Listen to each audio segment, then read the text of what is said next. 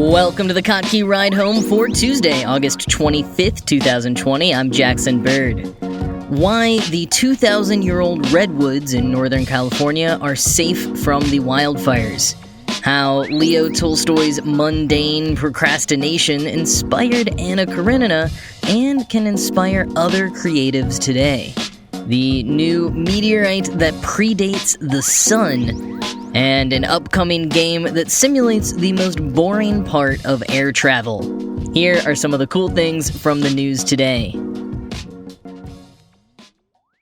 Okay, so this is one of those good news in the midst of horrible news kinds of stories. As you know, California is currently suffering from hundreds of wildfires. Over the weekend, the damage surpassed 1 million acres, with one of the wildfires, the LNU Lightning Complex Fire, being the second largest wildfire on record in the state of California. In addition to several deaths and over 100,000 individuals being evacuated, the wildfires have also been causing damage to the national parks. The 67,000-acre CZU Lightning Complex Fire in particular has set the Big Basin Redwood State Park near Santa Cruz ablaze. Some of the redwood trees in the Big Basin Park are over 2,000 years old and among the tallest living things on Earth, so understandably, news that the fire had breached the park had many concerned. But the good news is that we have reports that many of those redwoods are still standing, including the one-time tallest tree in the park, the Mother of the Forest. While the park headquarters and many small buildings have been decimated by the fires, the trees are still standing. Laura McLinden, Conservation Director for the Sempervirens Fund, an environmental group dedicated to the protection of the redwoods and their habitats, told NBC News that redwoods are meant to burn. Quote, "The forest is not gone. It will regrow. Every old-growth redwood I've seen in Big Basin and other parks has fire scars on them. They've been through multiple fires, possibly worse than this." End quote. Quoting further from NBC News, "When forest fires, windstorms, and lightning hit redwood trees, those that don't topple can resprout. Mother of the Forest, for example, used to be 329 feet tall, the tallest tree in the park. After the top broke off in a storm, a new trunk sprouted where the old growth had been. Trees that fall feed the forest floor and become nurse trees from which new redwoods grow. Forest critters, from banana slugs to insects, thrive under logs." End quote. So the forest will be okay. It might be different, but it will be okay. I mean, there is hardly any good side to these horrific wildfires, so we have to take it where we can. Amongst the many people and very crucial challenges to be worrying about, at least the total destruction of the state's forests doesn't have to be one of them. As the State Parks District Superintendent Chris Spohr said, quote, "The reason those trees are so old is because they are very resilient." When stay-at-home measures first began, a lot of people were saying how this hunkering down was a great opportunity to focus on creativity and write your King Lear. Never mind how many people didn't suddenly have ample free time, especially essential workers, those with children, etc. Or the fact that, sure, Shakespeare might have written King Lear when he escaped the plague in London for the fresh air and countryside of Stratford-upon-Avon, but he was also at that point a wealthy playwright, who almost certainly was not tasked with any parental duties even when he was at home with his family. Now, if focusing on creative output is what gets you through this time, that's awesome. But I don't think we necessarily need to continue pushing hustle culture when we're all coping with the pandemic.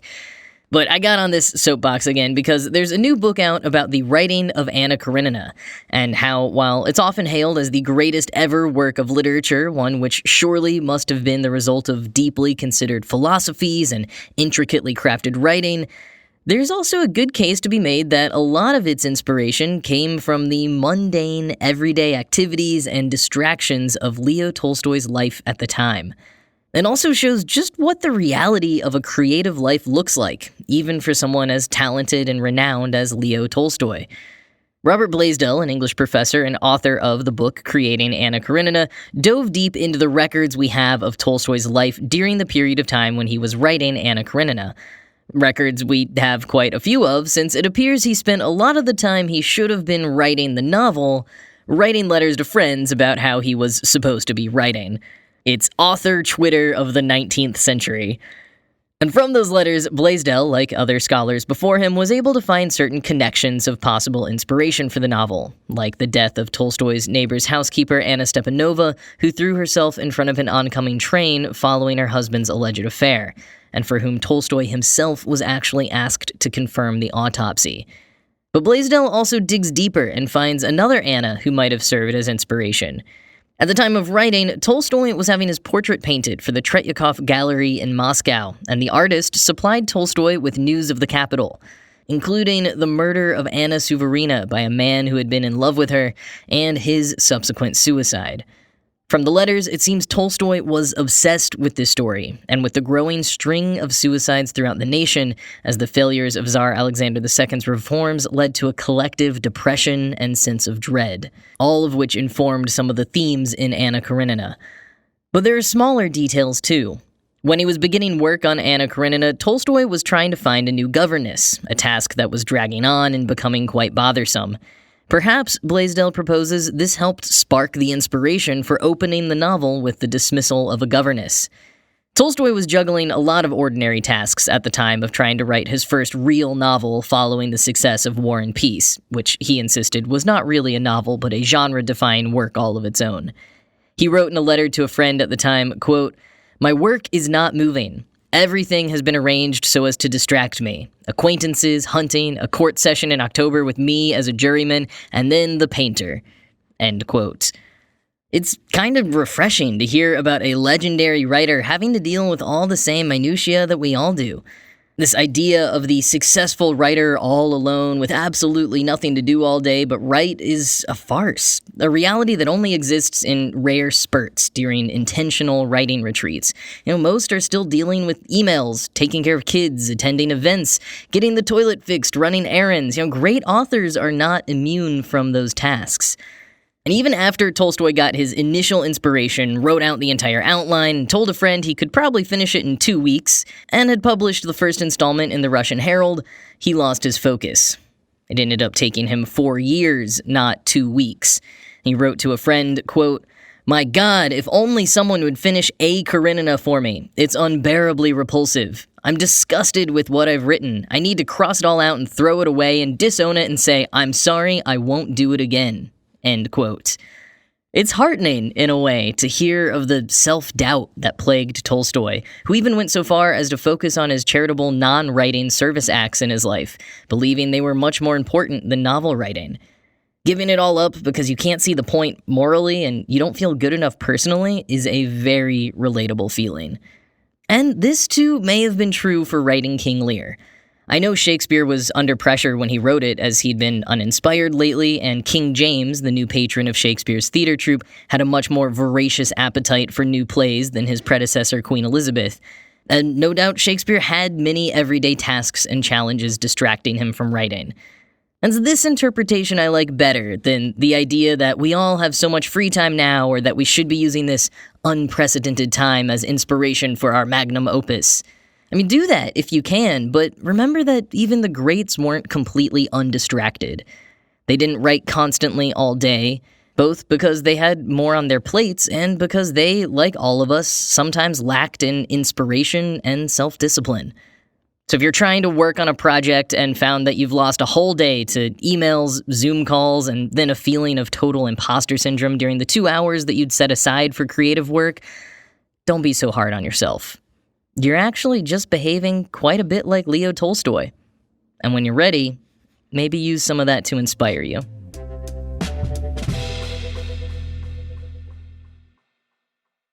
In April of last year, a small meteor crashed into Costa Rica. Or more specifically, it broke up into pieces before landing and shattered across 2 villages in Costa Rica, La Palmera and Aguas Zarcas. But there was something very unique about these meteorites. Quoting Science Mag, Aguas Zarcas, as the fragments would soon collectively be called, is a carbonaceous chondrite, a pristine remnant of the early solar system. The vast majority of meteorites are lumps of stone or metal, but true to their name, carbonaceous chondrites are rich in carbon, and not just boring inorganic carbon, but also organic molecules as complex as amino acids, the building blocks of proteins. They illustrate how chemical reactions in space give rise to complex precursors for life. Some scientists even believe rocks like Aguas Zarcas gave life a nudge when they crashed into a barren Earth 4.5 billion years ago. End quote. It's not exactly the first of its kind to be found, but it's because we have found one before that we have a good idea of how important it may be. Back in 1969, a meteor hit Murchison, Australia, and the dozens of amino acids found in those meteorites over the years, many of which don't exist anywhere else on Earth, jump-started the entire field of astrobiology. Both the Murchison meteorite and the Aguas Zarcas one contain dust from the ancient Milky Way, dating back before the formation of the Sun.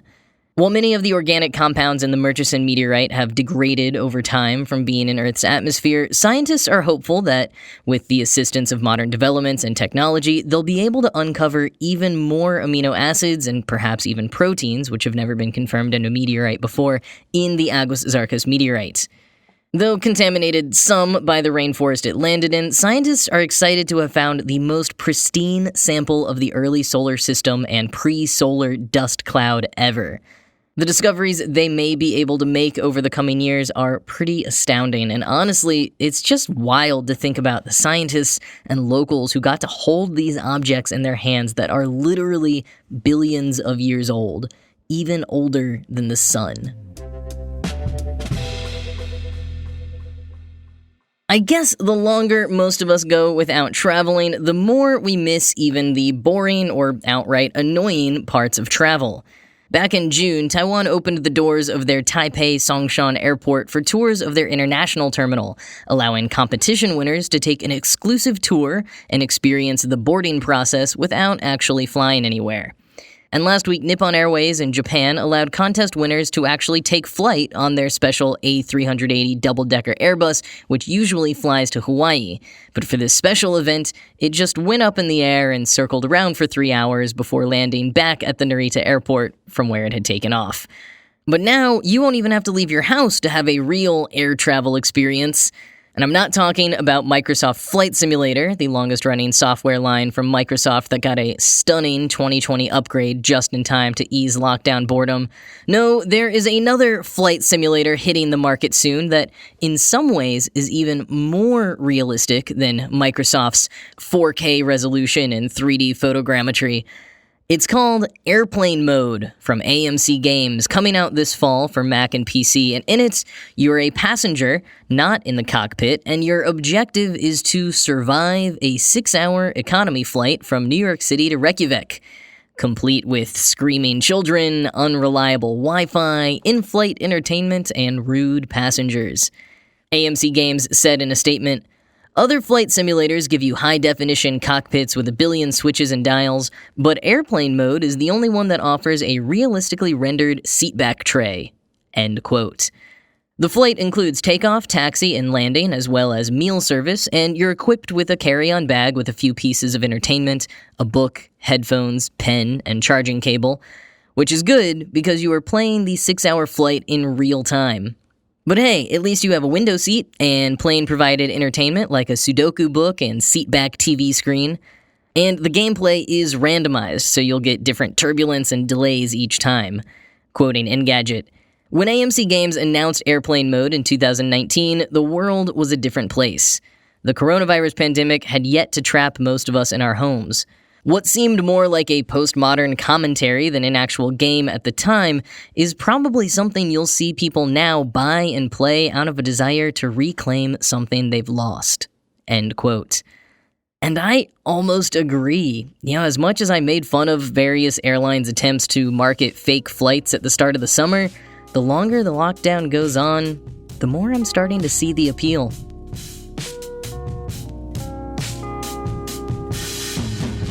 That is all for today. This show was produced by Ride Home Media and Kotke.org.